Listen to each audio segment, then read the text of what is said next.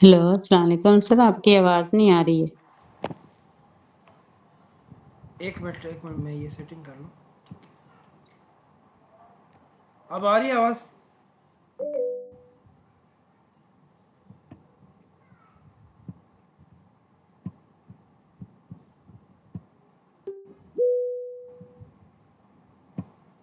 अब आवाज़ आ रही है मेरी आपको? जी सर, अब आ रही है लेकिन नेट प्रॉब्लम बहुत है ना।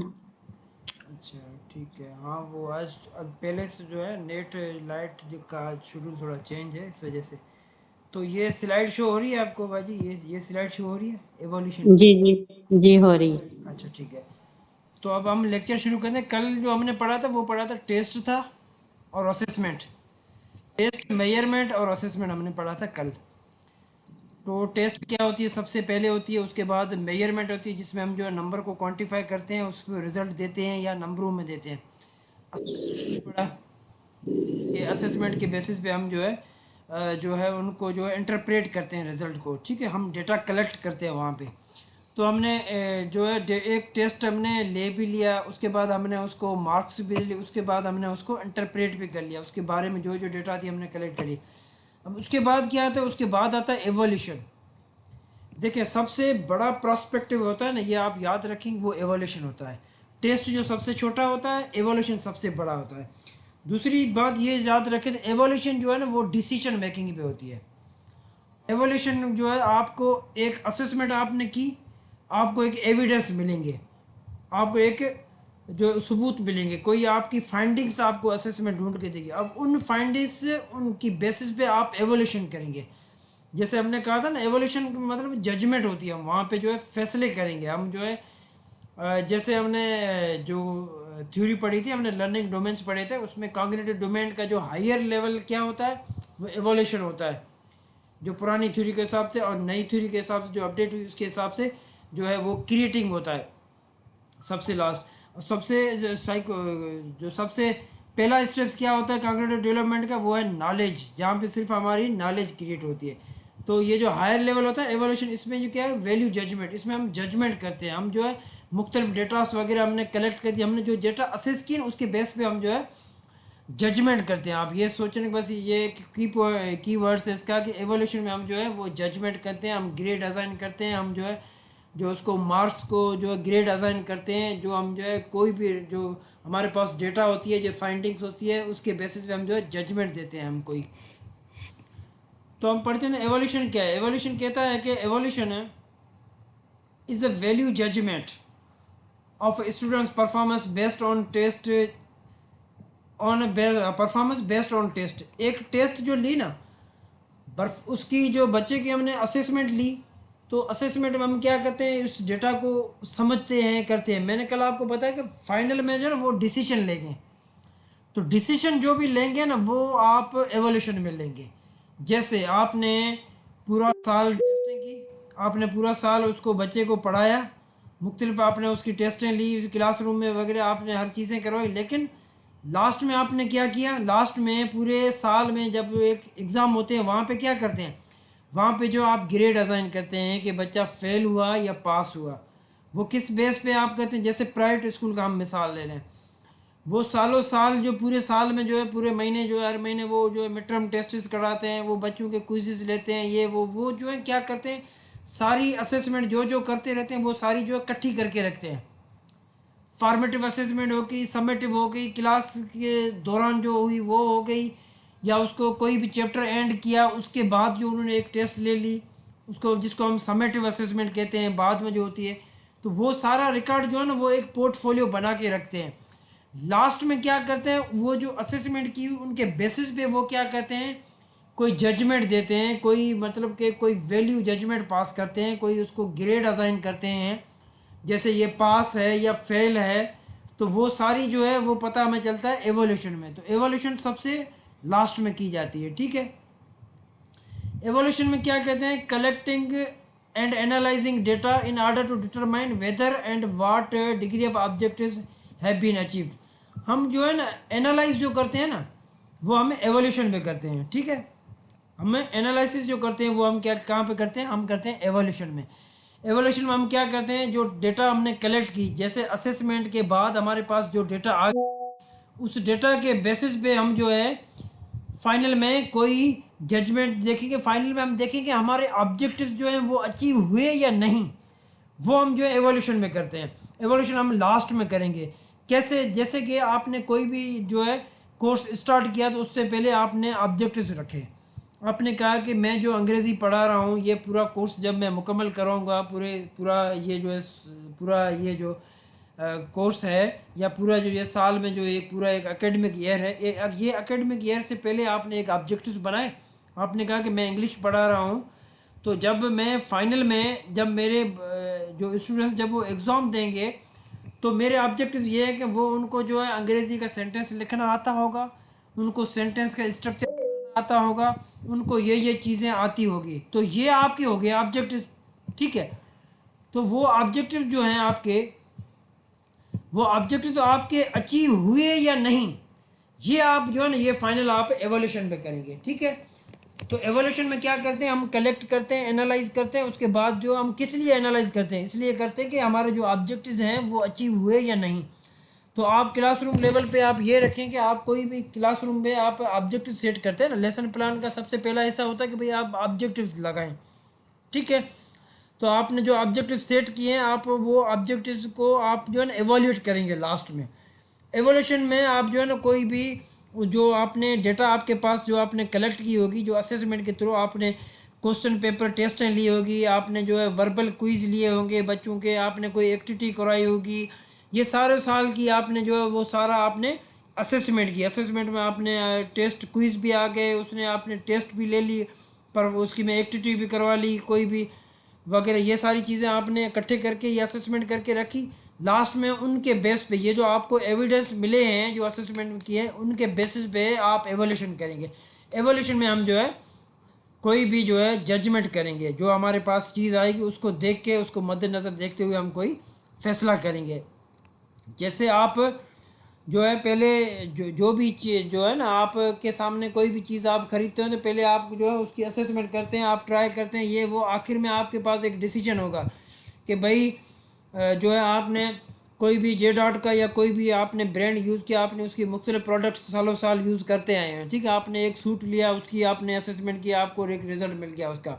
आपने एक उसका परफ्यूम ले लिया, आपने उसके कोई भी जो है उसका लगेज वगैरह ले लिया किसी ब्रांड्स का आपने, ठीक है। आपने उसके कॉस्मेटिक प्रोडक्ट्स ले लिए, ये सारी आपने सालों साल यूज़ किए उसके। फाइनल में आप क्या करेंगे, फाइनल में ये जो आपके पास एविडेंस आएंगे, सारी आपकी असेसमेंट होगी, उसके बेसिस पे आप जो है एवोल्यूशन करेंगे। एवोल्यूशन में आप ये मतलब उनके एविडेंस पे आप ये जजमेंट कर लेंगे कि एवोल्यूशन में कि आप के either we should go with this brand और नॉट, आगे मुझे जो है इस ब्रांड को कंटिन्यू करना चाहिए या नहीं, इसकी प्रोडक्ट्स मुझे यूज़ करनी चाहिए कि नहीं। अगर आपका वो जो आपने असेसमेंट की है, वो जो आपने एक्सपीरियंस किया है, अगर आपका वो पॉजिटिव होगा तो आप जो है उस ब्रांड्स को एवोल्यूशन के में आप जो जजमेंट ये करेंगे कि मैं जो इसको कंटिन्यू करूँगी, इसी के प्रोडक्ट्स लूँगा। तो ये जजमेंट जो होती है ये एंड टाइम पे हम करते हैं, इसमें हम एवोल्यूशन इसमें हम डिसीजन लेते हैं, ठीक है। जैसे टेस्ट होती है, टेस्ट में तो हमने सिर्फ एज ए एक टेस्ट कंडक्ट की, अपने क्वेश्चन पेपर किसी को दे दिया, उसके बाद हमारे पास जो आई चीज़ें हमने उस टेस्ट पेपर को हमने कैसे पता चले कि किसने कितनी मार्क ली, तो उसको हम क्वांटिफाई करेंगे, ये हमने मेजरमेंट कर ली। उसके बाद हम उस डेटा को इंटरप्रेट करेंगे, हम उस डेटा को समझेंगे, ये हमने असेसमेंट कर दी। अब असेसमेंट करने के बाद आप क्या करेंगे, ठीक है, वो जो है वो आप एवोल्यूशन में करेंगे, ठीक है। एवोल्यूशन है हेल्प्स इन जजमेंट और डिसीजन मेकिंग। एवोल्यूशन जो है आपको, असेसमेंट में आप डिसीजन मेकिंग नहीं कर सकते, ठीक है। आप सिर्फ उस डेटा को समझेंगे, आप उसको जो है वहाँ पे डिसीजन आप जो लेंगे ना वो आप लेंगे एवोल्यूशन में।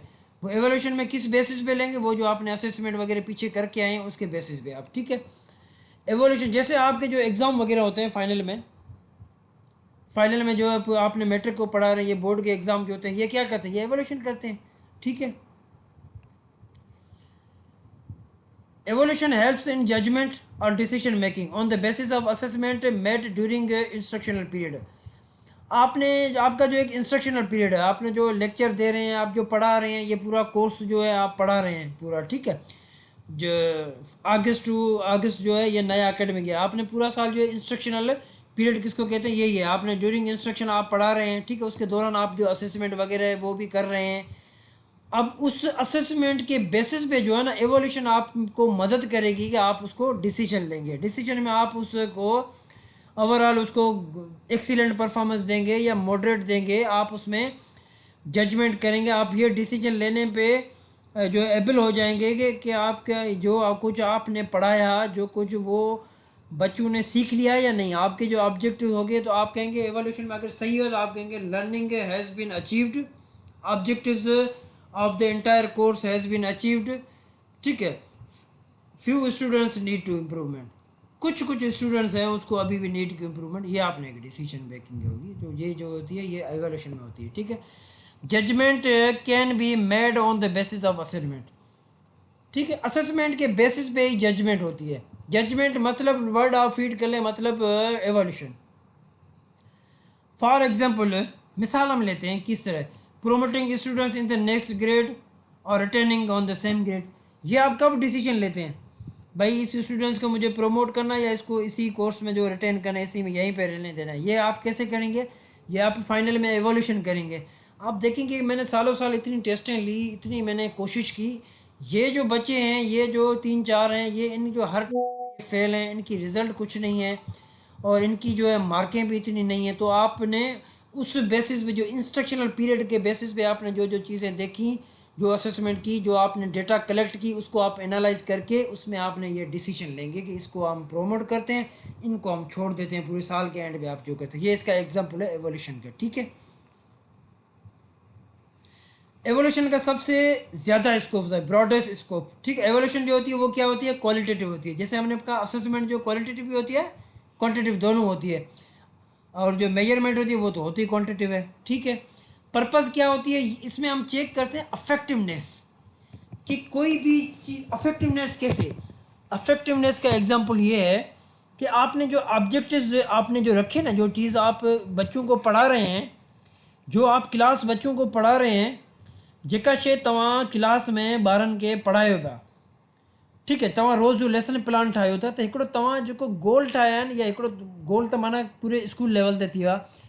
त स्कूल लेवल ते जेकॾहिं असीं ॾिसूं त असांजा स्कूल लेवल ते असांजा हिकिड़ा गोल हूंदा आहिनि, त भाई असांजा जेके आहिनि ही गोल आहिनि, त असांजे स्कूल जो जेको आहे जेको 5th क्लास में ॿार जेको निकिरे हुनखे माना ही शयूं अचणु खपनि, साइंस में ही शयूं अचणु खपनि, इंग्लिश में ही शयूं, मैथ में ही शयूं अचणु खपनि, त हू नेक्स्ट क्लास में 6 में वञे हुनखे मुश्किल न थिए।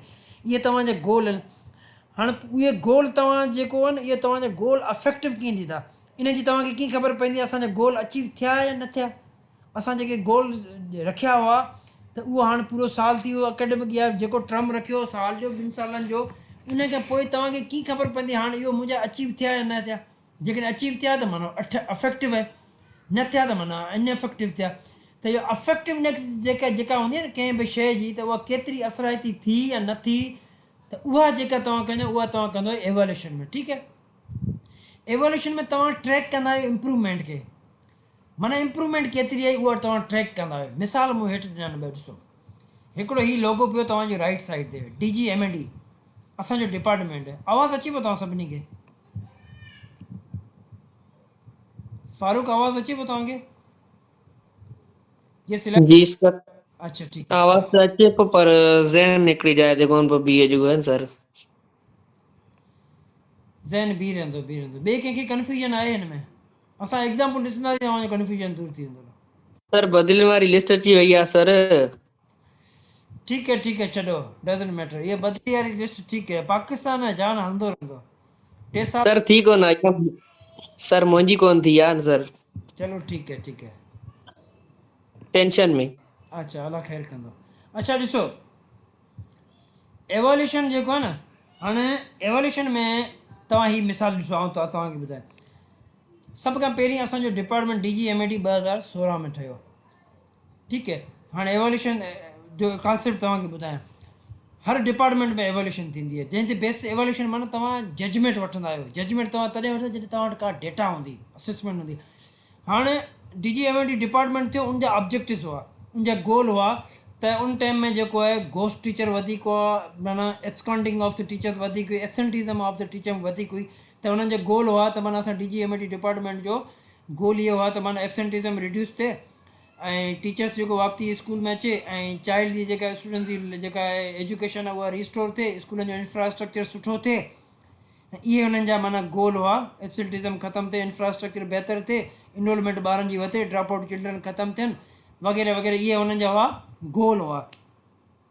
3 सालनि जो हुननि माना 2 सालनि जो हुननि पीरियड रखियो, प्रोबेशन पीरियड असीं चऊं। हाणे उन जेके ऑब्जेक्टिव उनखे माना डेली बेसिस ते जेकॾहिं असीं करूं उनखे असीं चवंदा आहियूं मॉनिटरिंग। त माना जेके इंडिकेटर्स आहिनि, एब्सेंटिज़म आहे, टीचर जी अटेंडेंस आहे, इंफ्रास्ट्रक्चर, इनरोलमेंट, इहे माना थियनि पिया। लास्ट में 2 सालनि ते जेके थी, लास्ट में 2 सालनि खां पोइ जेका माना एवोल्यूशन थी, एवोल्यूशन कहिड़े बेसिस ते थी? एवोल्यूशन बेसिस उन ते थी असां जेका असेसमेंट कई, असां जेका डेटा ॾिनी एक्सकाउंटर टीचर्स जी, असां जेका माना इनरोलमेंट जी डेटा ॾिनी, असां जेका बंदि स्कूल आहे उन्हनि जी डेटा ॾिनी, त उन बेसिस ते उन्हनि एवोल्यूशन कई। एवोल्यूशन में उन्हनि खे हेल्प मिली जजमेंट फ़ैसिलो करण में, पॉलिसी मेकिंग में एवोल्यूशन खे माना हेल्प कंदी आहे। त उन्हनि जजमेंट जेका कई उहा इहा जजमेंट कई त माना जेको ऑब्जेक्टिव्स हुआ उहे अचीव थिया पिया, एब्सेंटिज़म घटि थी वई वग़ैरह वग़ैरह। इहो थी असांजा ऑब्जेक्टिव्स जेके इहे एतिरे क़दुरु अचीव थिया आहिनि, उनखां बेसिस में डेटा कलेक्ट थी इहा त टीचर्स एतिरा परमानेंट क्लोज स्कूल में आहिनि, these schools are close due to non availability of the teachers. हाणे इहा ख़बर पई, उन ते माना पॉलिसी मेकिंग में डिसीजन मेकिंग थियो त माना नई पोस्टूं क्रिएट कजनि। तव्हांजो नयूं पोस्टूं जेके बि क्रिएट थियो न, हीअं जेके 2022 जे वटि इहा MND जी जेका आहे एफर्ट, छो त काफ़ी सारा टीचर्स इनिशियली रिटायर थी विया 2017 में। उनखां पोइ जेके स्कूल क्लोज़ हुआ उनजी एक्चुअल डेटा वई उन्हनि वटि, पोइ उन्हनि जेका न्यू SNE क्रिएट कई। त इहो जेका जजमेंट थी इहा इनखे असीं चवंदासीं एवोल्यूशन जेका लास्ट में थिए थी। इन में उन्हनि अफेक्टिवनेस ॾिसी, अफेक्टिवनेस छा ॾिसी त जेके गोल हुआ न, त बाबा टीचर जी एब्सेंटिज़म घटि थी आहे या अञा उहे जो उहे जिते माना 4000 टीचर एब्सकाउंटर हुए, अॼु अञा ताईं बि 4000 एब्सकाउंटर टीचर आहिनि या न एब्सेंटिज़म में हुननि जेको महीने महीने हुननि जा ग्राफ शो थिया, त माना हर कहिड़े महीने वधीक आस्ते आस्ते उहो जेको ग्राफ हो जेको मथे वियो पिए उहो हेठि अचणु शुरू थियो। त इन खां पोइ जेको लास्ट में इहा अफेक्टिवनेस थी, त माना जेको असांजो ऑब्जेक्टिव हो, जेका असांजा गोल हुआ, इहो अफेक्ट थी विया। त अफेक्टिवनेस किथां चेक थी? एवोल्यूशन में। समझ में आयो तव्हांखे न?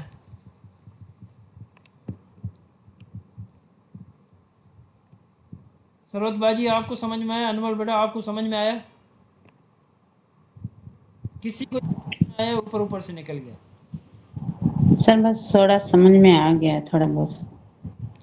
बस ये आप समझे ना कि एवोल्यूशन जो है ना हम लास्ट में करते हैं।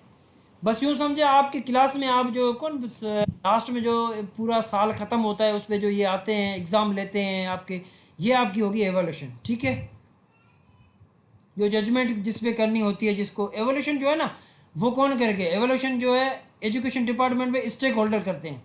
सेक्रेटरी हो गया, मिनिस्टर हो गया, ये सारे NGOs वगैरह जो पार्टनर्स है, ये सारे एवोल्यूशन करते हैं, क्योंकि जजमेंट पॉलिसी मेकिंग में एवोल्यूशन उनको हेल्प आउट करती है। ठीक है, जैसे SELD assessing the impact of EC policy, उन्होंने 2019 में एक EC पॉलिसी ले आए, EC पॉलिसी ले आए। अब वो इसी की उन्होंने क्लासें स्टार्ट करवाई, टीचर्स अपॉइंटमेंट हो गए इसी का। अब वो उस पॉलिसी को देख रहे हैं कि अब वो पॉलिसी अफेक्टिव हुई है या नहीं। ठीक है, तो ये होती है असेसमेंट।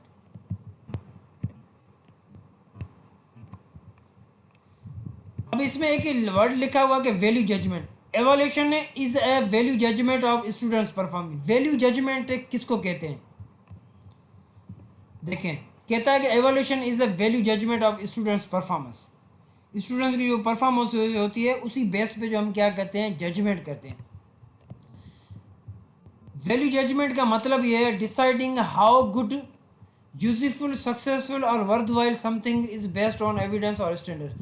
जो हमारे ऑब्जेक्टिव थे, जो हमारे स्टैंडर्ड थे, वो हमारे किसने मतलब किस कदर जो है वो सक्सेसफुल हुए हैं, किस कदर जो है वो सही जा रहे हैं, ये सारी चीज़ हम उसको कहते हैं value judgement. Evaluation does not just collect marks और डेटा। वहाँ पे तो हम क्या करें, होते ऐसी चाह पे करूँ, सिर्फ डेटा कलेक्ट पा करूँ असेसमेंट में। एवोल्यूशन में सिर्फ असां कलेक्शन कोन था करूँ, एवोल्यूशन में असीं छा पिया करूँ, एवोल्यूशन में असीं डिसीजन मेकिंग वठूं पिया।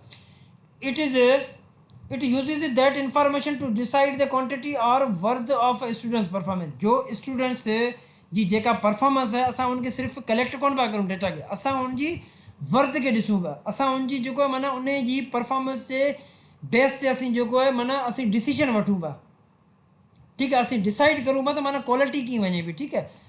फॉर एग्ज़ाम्पल हिकिड़ो मिसाल वरितो, हिकिड़ो स्टूडेंट्स आहे हुन जेको आहे 100 में 82 स्कोर खयों, इहे तव्हां माना मेजरमेंट करे छॾी, मेजरमेंट ई त स्टूडेंट स्कोर्स 82 मार्क्स, पहिरीं तव्हां टेस्ट वरिती हुन में मेजरमेंट कई, this is the only number, इहे त हाणे सिर्फ़ु मेजरमेंट तव्हांखे मेजरमेंट में तव्हां वटि सिर्फ़ु इहे मार्क्स आहियूं।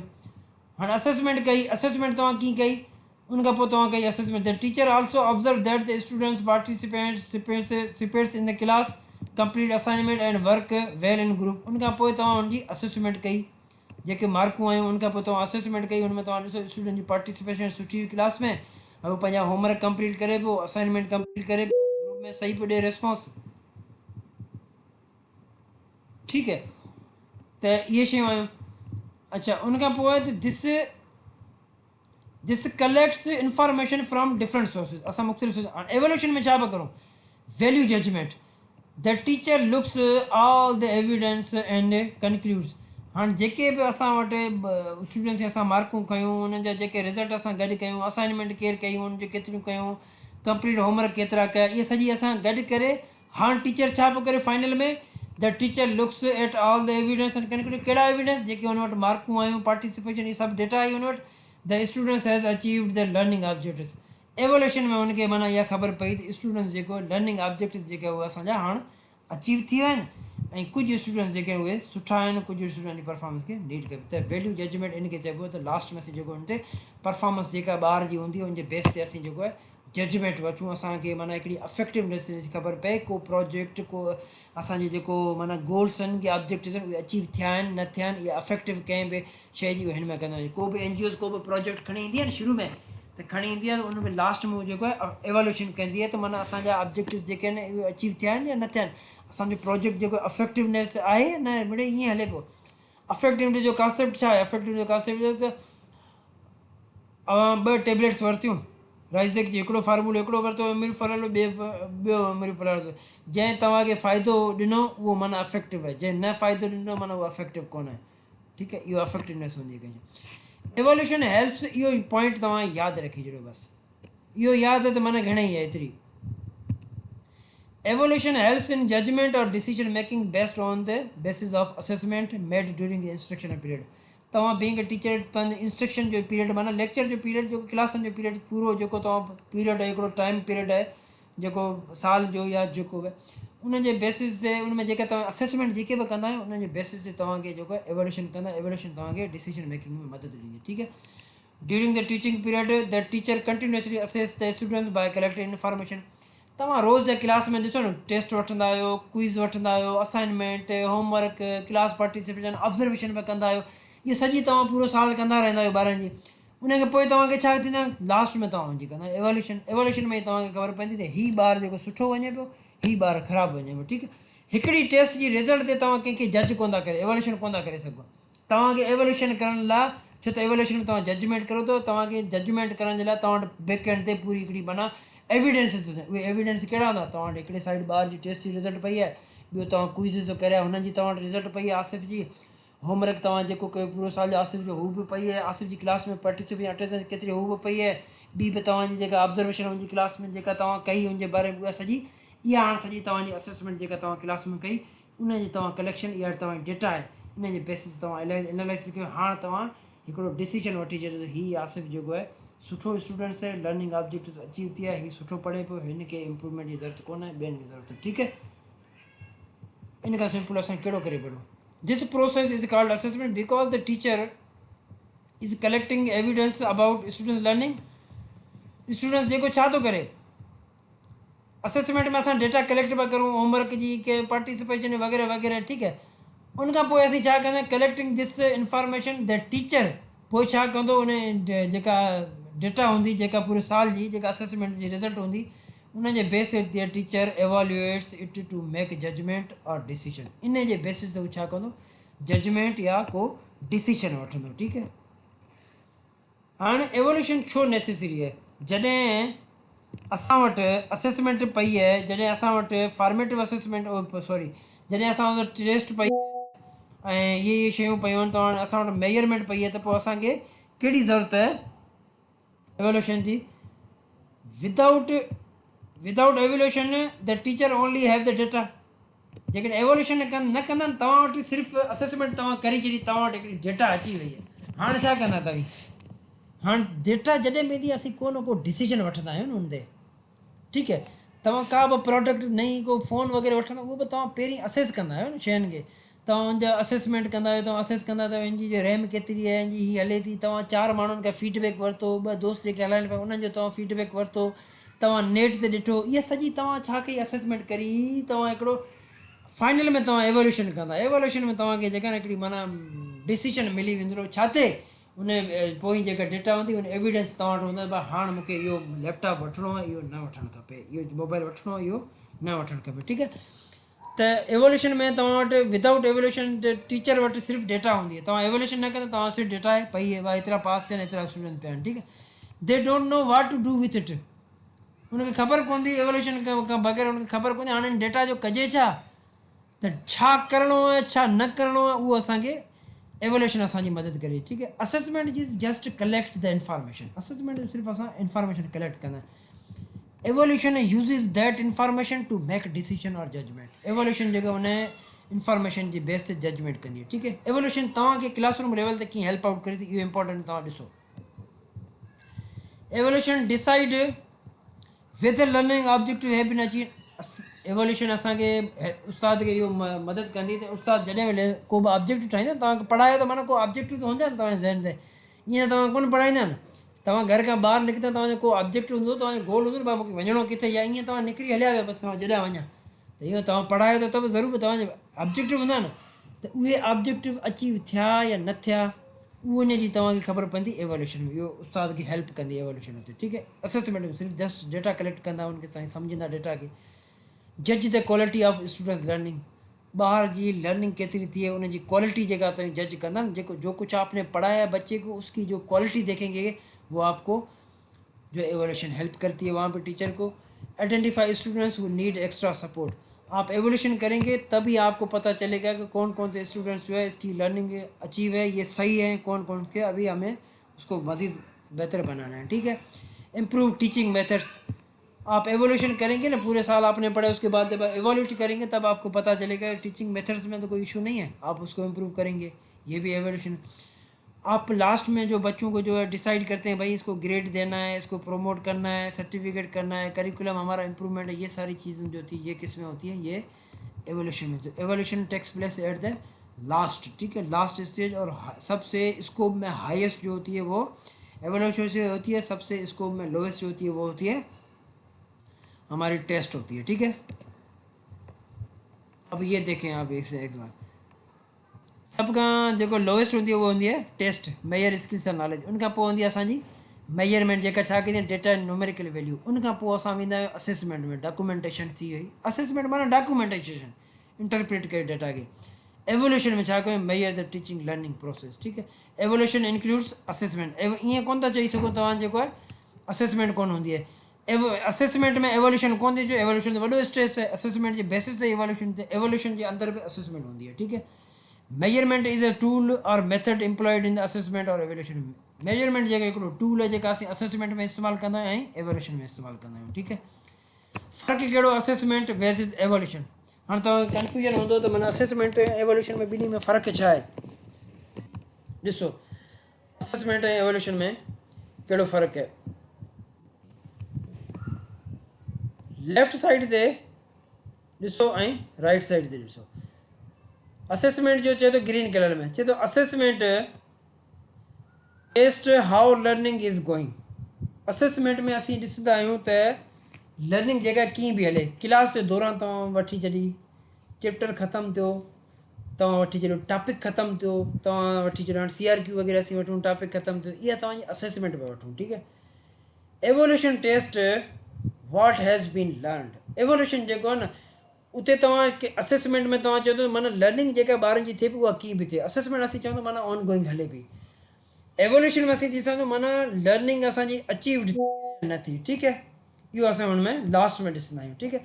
वॉट हैज़ बीन लर्नड, पूरो साल असां जेको मथो आहियोसीं उन खां पोइ असीं ॾिसंदासीं एवोल्यूशन कंदासीं त माना अचीव छा थियो आहे, उहो असां हिन में कंदासीं एवोल्यूशन में। उते असां ॾिसंदासीं लर्निंग कीअं पई थिए, ठीकु आहे।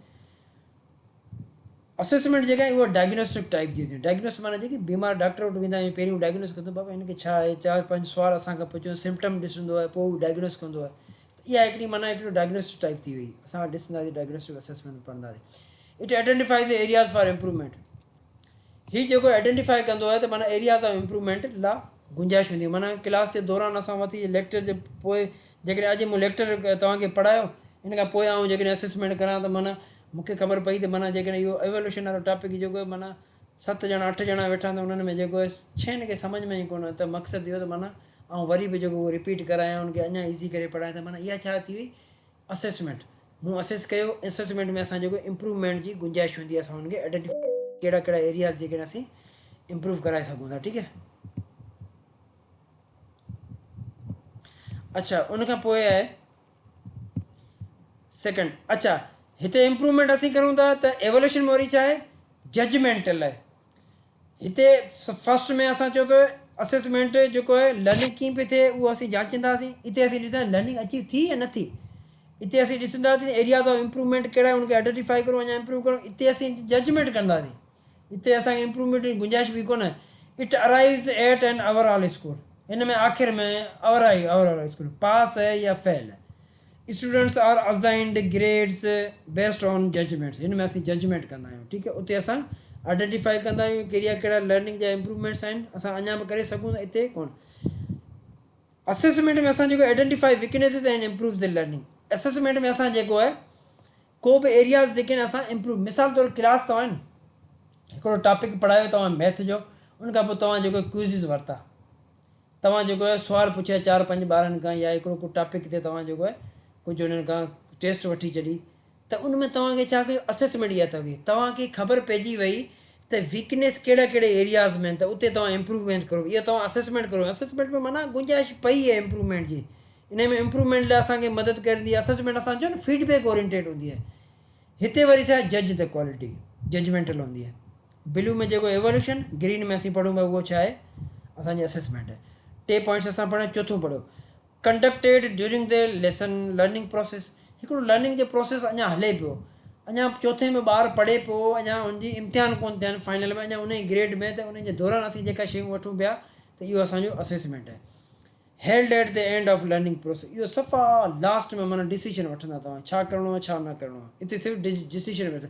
असेसमेंट तव्हां लास्ट में बि करे सघो था eight the end of the semester और टॉपिक वग़ैरह, पर उन में तव्हां असेसमेंट में जजमेंट कोन था करो। एवोल्यूशन तव्हां लास्ट ते करो त उन में तव्हां जजमेंट कंदा, जेको कुझु तव्हां असेस करे आयो पूरो पोयां उनजे बेस ते तव्हां जजमेंट कंदा, ठीकु आहे।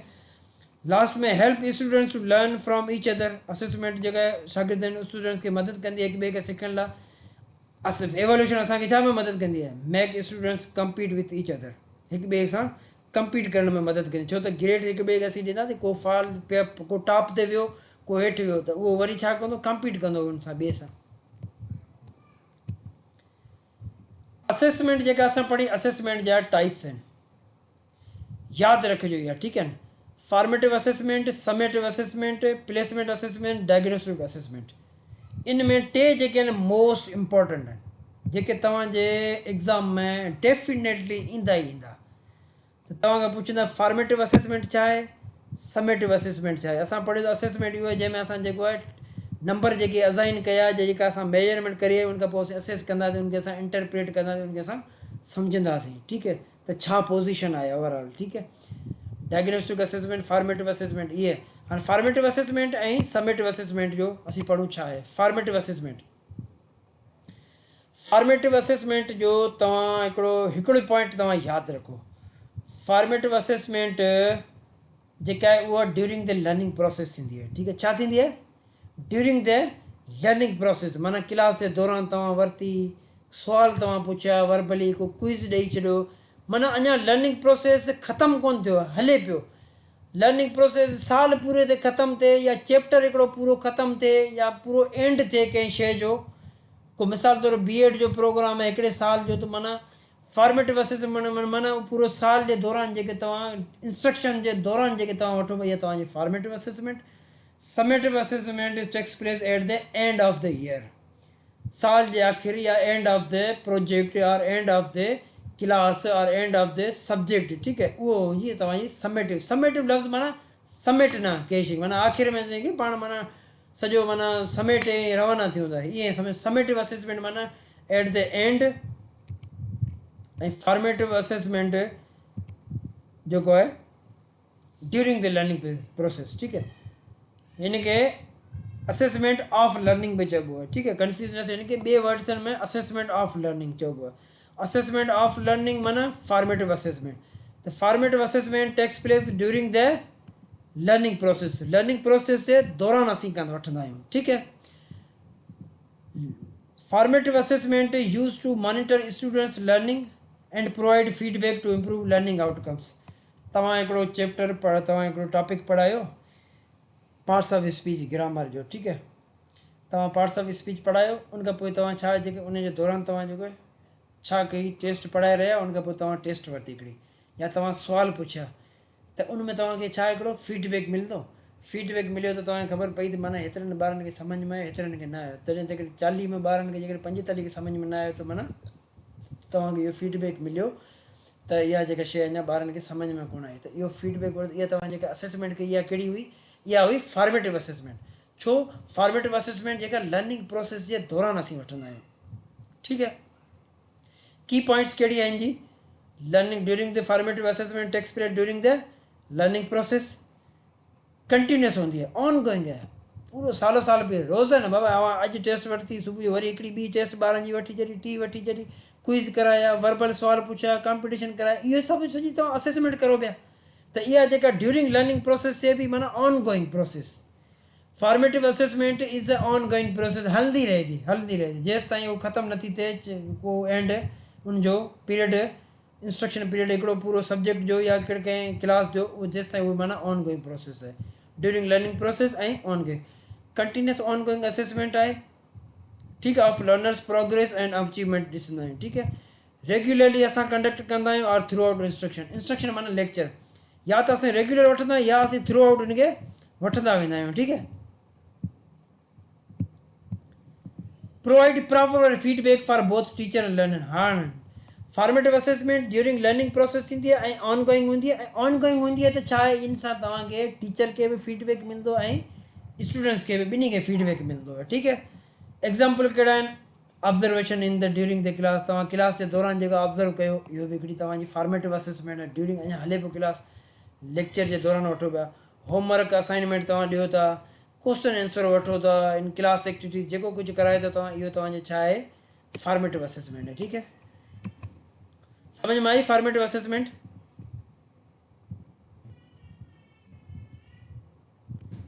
फॉर्मेटिव असेसमेंट जी सर. आई. ठीक है, फॉर्मेटिव असेसमेंट जेका हूंदी आहे न उहा असां सिंपल जो तव्हां सम्झो formative assessment takes place during the instruction process, during the learning process. ऐं समेटिव असेसमेंट असां लास्ट में कंदा आहियूं.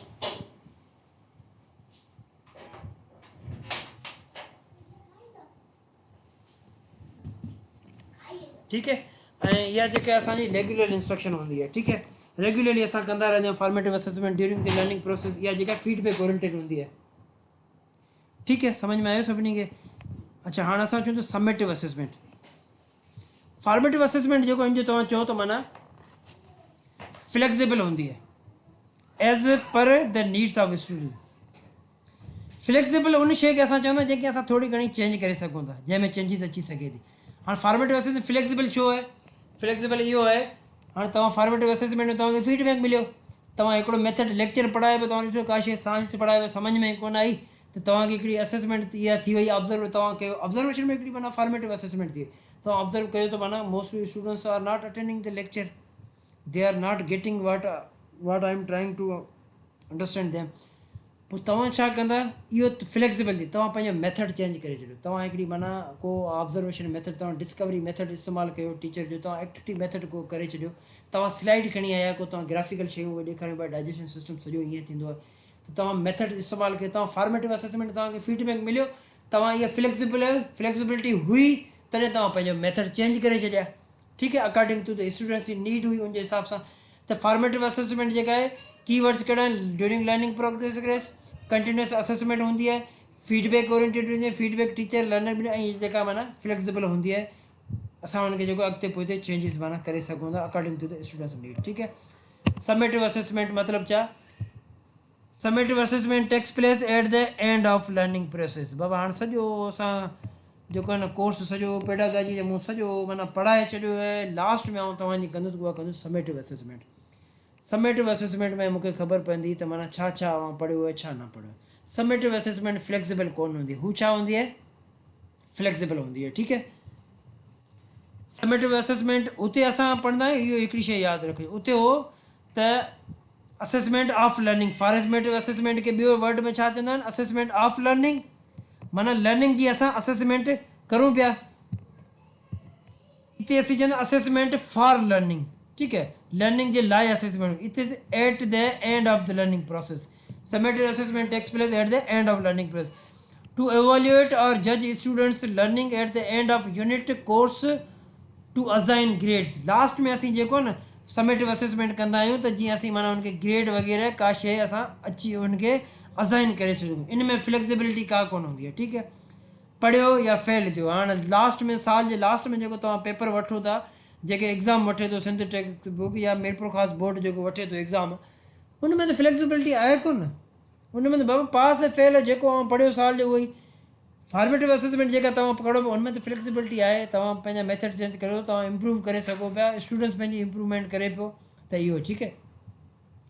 Occurs after learning is completed, हिकिड़ो पूरो सब्जेक्ट हो तव्हां पूरो पढ़ाए छॾियो, या हिकिड़ो पूरो चैप्टर हो तव्हां माना पढ़ाए छॾियो, हाणे वरी कोन था पढ़ो, लास्ट में जेका जेका जेका असेसमेंट फॉर लर्निंग, माना लर्निंग जे लाइ तव्हां असेसमेंट करो त माना ॿार लर्निंग केतिरी थी आहे, अचीव थी आहे न थी आहे, त उहा समेटिव असेसमेंट आहे। ठीकु आहे, occurs after the learning is completed, जॾहिं लर्निंग जो प्रोसेस इंस्ट्रक्शन हू ड्यूरिंग इंस्ट्रक्शन पीरियड ही eight the end of instruction period. ठीकु आहे, हिन जो फोकस छा थो हूंदो, हुनजो फोकस हूंदो आहे अचीवमेंट ते, हुनजो फोकस हूंदो आहे इम्प्रूवमेंट ते। फॉर्मेटिव असेसमेंट इम्प्रूवमेंट ते फोकस हूंदो आहे, फीडबैक हूंदो आहे असांखे। ठीकु आहे, हिते हिन जो फोकस हूंदो आहे focus on achievement of students. ठीकु आहे, इहो यादि रखिजो। एग्ज़ाम्पल, टर्म एग्ज़ाम, यूनिवर्सिटी में सेमेस्टर वाइज़ जेके एग्ज़ाम हूंदा आहिनि असां ॾींदा आहियूं, इहे समेटिव असेसमेंट इहे। फाइनल एग्ज़ाम जेको मीरपुर ख़ासि जो बोर्ड वठंदो आहे, इहो समेटिव असेसमेंट थी वई। चोथें खां 8हें ग्रेड जा एनुअल एग्ज़ाम जेके थींदा आहिनि, तव्हांखे ख़बर, जेको डकार हिकिड़ो इदारो आहे उहो वठंदो आहे, 5 ऐं 8 जा इहे एग्ज़ाम उहे वठंदा आहिनि। ठीकु आहे, पंहिंजो हिकिड़ो कोर्स, इहो eight the end of the learning process. ठीकु आहे, समेटिव असेसमेंट। हाणे असीं पढ़ूं था फॉर्मेटिव असेसमेंट समेटिव में फ़र्क़ु कहिड़ो आहे, ॾिसो।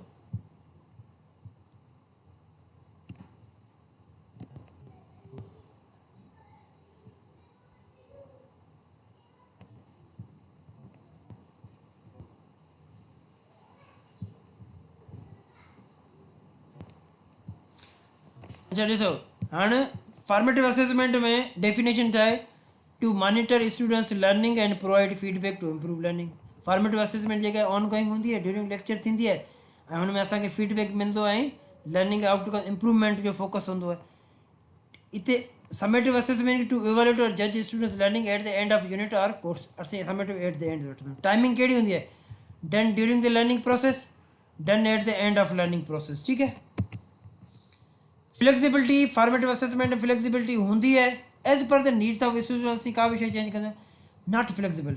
समेटिव असेसमेंट जेका आहे उहा not flexible, uniform standard test for all. Summative assessment माना हिकिड़े सभिनी जे लाइ हिकिड़ो ई स्टैंडर्ड हूंदो, ईअं कोन त हिकिड़े जे लाइ चेंज करे छॾियो, न, हिकिड़ो ई थींदो। बोर्ड जो एग्ज़ाम पेपर हिकिड़ो ई आहे, सभिनी जे लाइ चेंज कंदो, उते क्लासरूम लेवल ते तव्हां फ्लेक्सिबिलिटी करे सघो था। फॉर्मेटिव असेसमेंट फ्रीक्वेंटली वठो पिया, कॾहिं क्विज़ पिया वठो, ऑब्ज़र्व करो पिया, सुवाल पुछो पिया, चैप्टर ख़तमु थियो, टॉपिक ख़तमु थियो, हर शइ करो पिया, ड्यूरिंग क्लास ते तव्हां सुवाल पुछो पिया, इहो सभु माना हलंदी रहे पई फ्रीक्वेंटली, बार बार थी वियो, done only once for a few time. इहा ते एंड ते वठो त हिकिड़े ई दफ़ा तव्हां वठंदा। ठीकु आहे, फोकस छा हूंदो आहे, फॉर्मेटिव असेसमेंट फोकस हूंदो आहे प्रोसेस ते, इम्प्रूवमेंट ते, towards improvement. Summative assessment focus on result, achievement, या असीं चऊं टूवर्ड्स आउटकम। एग्ज़ाम्पल कहिड़ो आहे, classroom, observation, quizzes, homework, assignment. Summative assessment example कहिड़ो, एनुअल एग्ज़ाम ऐं एंट्रेंस टेस्ट। ठीक है, ये फॉर्मेटिव समेटिव असेसमेंट। लास्ट असांजो टॉपिक है diagnostic assessment. Formative assessment, summative assessment, types of assessment ज़रूरु ईंदा तव्हां वटि, माना इन पेपर में तव्हांखे ज़रूरु ईंदा, छो त अहिड़ो को पेपर ॾिठो ई कोन्हे जंहिंमें माना इहे सुवाल न हुजनि, जेसि तरे क़दुरु असां टेस्टूं ॾिनियूं आहिनि। त इहो जेको IBS 2019 में जेको टेस्ट थिया हुआ, 2019 में जेके JST जो पोस्टूं थियूं IBS, उनमें 20% उन पेडागॉजी सेक्शन खे उनमें इन्हनि जा क्वेश्चन हुआ असेसमेंट में, 4 खां 5 क्वेश्चन हुआ। त ही इंपॉर्टेंट टॉपिक है। फॉर्मेटिव असेसमेंट तव्हां ऐं समेटिव असेसमेंट, एवोल्यूशन तो ठीक है, मेजरमेंट टेस्ट में, पर फॉर्मेटिव समेटिव डायग्नोस्टिक ज़रूर समझो। हाँ, डायग्नोस्टिक असेसमेंट छा होंदी है समझूंदासीं, ठीक है। डायग्नोस थींदो न, डॉक्टर माना का शइ डायग्नोस कंदो, तव्हां वेंदा आहियो डायग्नोस्टिक असेसमेंट में, माना पहिरीं डॉक्टर तव्हांखे छा कंदो आहे, 4-5 सुवाल पुछंदो आहे, त हू माना सिम्टम ॾिसंदो आहे त कहिड़ा कहिड़ा सिम्टम्स आहिनि, उन जे बेसिस ते डायग्नोस कंदो आहे, ठीक है। ही भाई इहो साॻी स्टूडेंट तव्हां वटि diagnostic assessment is a quick check teacher do before a new topic. तव्हां ॾिठो को बि ॿारु जेकॾहिं तव्हांजे क्लास स्कूल में एडमिशन या तव्हांजे सेंटर ट्यूशन ते जेकॾहिं एडमिशन वठणु ईंदो आहे, कोई इंग्लिश सिखणु आहे, तव्हां पहिरीं छा कंदा आहियो, डायग्नोस्टिक असेसमेंट कंदा आहियो न। तव्हां डायग्नोस्टिक छा ॿारनि खां 4-5 अहिड़ा क्वेश्चन पुछंदा, जीअं सिंध कॉलेज वारा टेस्ट वठंदा आहिनि, त टेस्ट वठण खां अॻु में जेको छा कंदा आहिनि, हिकिड़ी टेस्ट नंढी वठंदा आहिनि ॿारनि खे, या पुछंदा आहिनि सुवाल वग़ैरह कुझु, त उन में छा मालूम छा करणो त उनजी पीरियड नॉलेज केतिरी आहे, उनजी वीकनेस, उनजी स्ट्रेंथ केतिरी, उहो जांचण जे लाइ उहो जेको वठंदा आहिनि, ठीक है। बिफोर द टीचिंग, इहो ॾिसो तव्हां यादि रखो, डायग्नोस्टिक असेसमेंट तव्हां को बि टॉपिक खे, को बि शइ तव्हां पढ़ायो त उन खां अॻु में तव्हां वठंदा आहियो टेस्ट, ठीक है। Diagnostic assessment is a quick check teacher before teaching, और को बि न्यू टॉपिक तव्हां पढ़ायो था, या को बि नई शइ तव्हां पढ़ायो था, को बि नई शइ तव्हां करणु वञो पिया, त उन खां अॻु में तव्हां जेको टेस्ट वठंदा उहो डायग्नोस्टिक असेसमेंट, ठीक है। छाजे करे, to see what students already know. Diagnostic assessment जो पर्पज़ छा आहे त माना ॿार खे ऑलरेडी छा ख़बर आहे, तव्हां टेंथ पढ़ायो पिया, उन्हनि खे पहिरीं पुछो त सही, ॾिसो त माना उन्हनि खे ट्यूशन ते नओं ॿारु आयो इंग्लिश सिखणु, तव्हां डायरेक्ट उनखे सेंटेंस स्ट्रक्चर न पढ़ायो, तव्हां पहिरीं डायग्नोस्टिक असेसमेंट कंदा, ॾिसंदा उनखे ऑलरेडी पीरियड नॉलेज आहे केतिरी, उनजी माना छा नॉलेज आहे, त to see what students already know, what they don't know, उनखे कहिड़ी शइ ख़बर कोन्हे, एंड वेयर दे स्ट्रगल, ऐं कहिड़ा कहिड़ा एरियाज़ आहिनि जिते उहो स्ट्रगल करे पियो, त उन ते आउं जेको फोकस करां, उनजी इंप्रूवमेंट करां। ऐं जॾहिं ट्यूशन पढ़ाईंदो हुउसि सेंटर जॾहिं ते 2013 में, या होम ट्यूशनूं पढ़ाईंदुसि, त पहिरीं कमु इहो कंदो डायग्नोस्टिक असेसमेंट, पहिरीं ॿार खे जेको नओं ईंदो उनखे पुछंदो, ॾिसंदो मूंखे ख़बर कहिड़ी आहे, त उन बेसिस ते आउं पढ़ाईंदुसि, त उहा रिज़ल्ट में मिलंदी हुई, त माना फीडबैक में मिलंदो वञो, ठीक है। वाट दे सघे, त इहा हूंदी आहे, ठीक है। Daily life example, before treating U, जॾहिं तव्हांखे इलाज करण खां अॻु में डॉक्टर छा कंदो आहे, doctor checks your symptoms, temperature and history first. पहिरीं डॉक्टर इहो ई कमु कंदो आहे, टेम्परेचर तव्हां चेक कंदो, ब्लड प्रेशर तव्हां चेक कंदो आहे, डायग्नोस करे पियो, ठीक है। The doctor doesn't guess the treatment, they check it first then decide, ठीक है। A teacher checking the students knowledge before a unit works the same way. Teacher बि ईअं ई कंदो, अॻु में हर शइ पढ़ाइण खां अॻु में उनजी जॻह पीरियड नॉलेज वग़ैरह ॾिसे, उनजी स्ट्रेंथ कहिड़ी शइ में एरियाज़ में घटि आहे, इहो असीं चवंदा आहियूं डायग्नोस्टिक असेसमेंट, ठीक है। सफ़ा ईज़ी टॉपिक आहे, डायग्नोस वर्ड सां ई सम्झी वञो, ठीक है।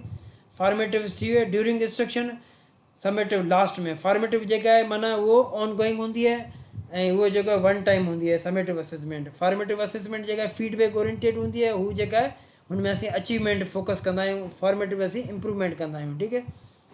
डायग्नोस्टिक में असीं जेको आहे स्टार्ट में वठंदा आहियूं। वाई टीचर यूज़ इट, हाणे तव्हां उस्ताद आहियो सभु, तव्हां डायग्नोस्टिक असेसमेंट छो कंदा, इहो तव्हांखे हींअर ई ख़बर पइजी वई, ठीक है। सी वाट स्टूडेंट्स ऑलरेडी नो, ठीक है। तव्हां चवंदा असां डायग्नोस्टिक असेसमेंट में उनजे करे ॾिसंदासीं त माना ॿार खे अॻु में कहिड़ी नॉलेज आहे, उनखे छा अचे थो छा नथो अचे।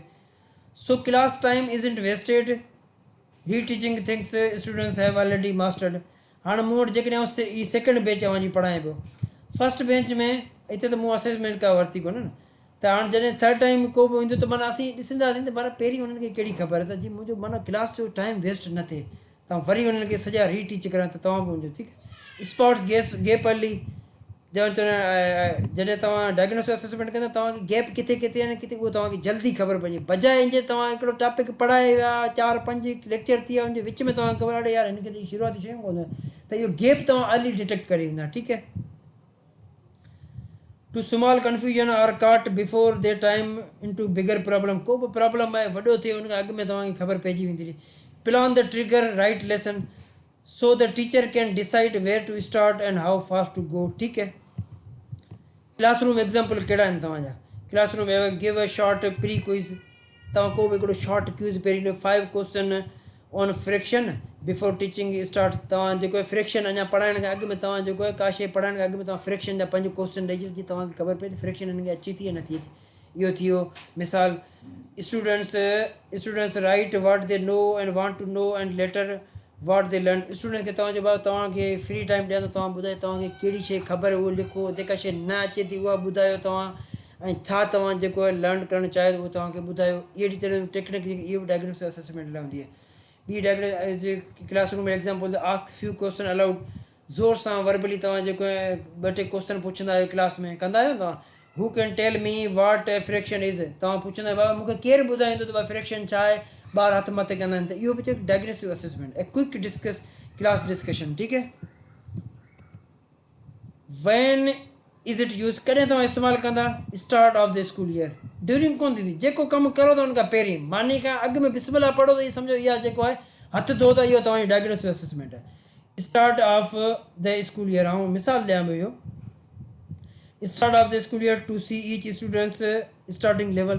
तव्हांजे सेंटर ते को ॿारु अचे थो पढ़णु त पहिरीं हुनजी स्टार्टिंग लेवल शुरू में पढ़ो क्लास में। ठीकु आहे। असां सिंध कॉलेज में जॾहिं इंग्लिश पढ़ाईंदासीं 6 में ॿार ईंदा त को साईं थर मां जो को किताब ते पहिरीं असां हुनजी असेसमेंट कंदा आहियूं। उनजे हिसाब सां असां छा कंदा आहियूं डायग्नोस्टिक असेसमेंट खां पोइ असीं छा कंदा आहियूं क्लास ठाहींदा आहियूं। हिकिड़ी सी ठाही, हिकिड़ी डी ठाही, डी में सभु उहे हुआ जिते माना सफ़ा घणी महिनत करणी आहे। ए क्लास में सभु वञनि त जेके प्राइवेट में अॻे पढ़िया आहिनि। ठीकु आहे। त स्टार्टिंग में ई वरिती असां डायग्नोस्टिक बिफोर न्यू चैप्टर आहे यूनिट, को बि न्यू चैप्टर पढ़ाए थो हुनखां अॻु में पढ़ायो। मिसाल like mister MH friction pre course पढ़ वठिया। बिफोर ए न्यू स्किल, को बि न्यू स्किल पढ़ाइण खां अॻु में। ठीकु आहे। Before teaching essay writing check current writing samples उनको जेको ठीकु आहे इहो हूंदी आहे। ठीकु आहे। सैम्पल रूल्स माना सिंपल रूल छा आहे, if teaching has not started yet it's the right moment for a diagnostic check. अञा स्टार्ट ई कोन कई टीचिंग, त हाणे बेस्ट मोमेंट इहा ई तव्हां डायग्नोस्टिक असेसमेंट स्टार्ट करे छॾियो। ठीकु आहे। कॉमन टूल जेके इहे ई आहिनि जेका असां पढ़िया, क्वेश्चनर थी विया, डिस्कशन थी वई, इहे सभु जेको इन जा टूल आहिनि। हिकिड़ी नज़र हिन ते हणोसि। ठीकु आहे। लैपटॉप जी मुंहिंजी बैटरी डाउन, अॼु लाइट जो थोरो प्रॉब्लम आहे, जेकॾहिं बंदि थी वञे त तव्हां सम्झो त माना थोरो इशू थी वियो आहे। ठीकु आहे। हाणे असां क्विक हिकिड़ो माना स्नैपशॉट ठाहियो हिन में ॾिसूं था। Diagnostic formative summative. डायग्नोस्टिक खे ॾिसो लेफ्ट हैंड ते first, diagnostic before, formative during, summative after. रटे छॾियो इहो टई word, before, during, after. Daily life जो एग्ज़ाम्पल यादि रखिजो। डेली लाइफ जो एग्ज़ाम्पल तव्हां रिलेट कंदा, तव्हां उन टाइम ज़हन में जेको रिकॉल करण में ईज़ी थींदो। The doctor check symptoms before treatment begins, इहो सिम्टम थी वेंदो। हिन जो एग्ज़ाम्पल डेली लाइफ जो, the doctor checks your progress during the treatment. तव्हांखे जेको फॉलोअप लाइ घुराए पियो, हुते डॉक्टर तव्हां पहिरीं वरिती, मूंखे डॉक्टर पहिरीं चेक कयईं छा न सॼो इहे, हाणे मूंखे डेली जो फॉलोअप ॾियो, ऐं रोज़ु वञा थो महीने 2 महीने ॾेखारणु, त इहो माना छा फॉर्मेटिव असेसमेंट हले पई। After, the doctors final report after treatment needs. जॾहिं मुंहिंजी ट्रीटमेंट सॼी ख़तमु थी उन खां पोइ जेका फाइनल में उहा असां क्लासरूम ते वठूं था हिनखे example. A quiz before starting a new topic. हिकिड़ो टॉपिक स्टार्ट करण खां अॻु में तव्हां क्विज़ वरितो, इहो तव्हांजो diagnostic assessment. Formative assessment a quick checks in and instruction and practice during the lesson. तव्हां लेसन जे दौरान तव्हां को सुवाल पुछी छॾिया या का उनखे जेको क्वेश्चन नंढा नंढा ॾेई छॾिया लिखण जे लाइ, बाबू इहो सभु वञो थो। ठीकु आहे।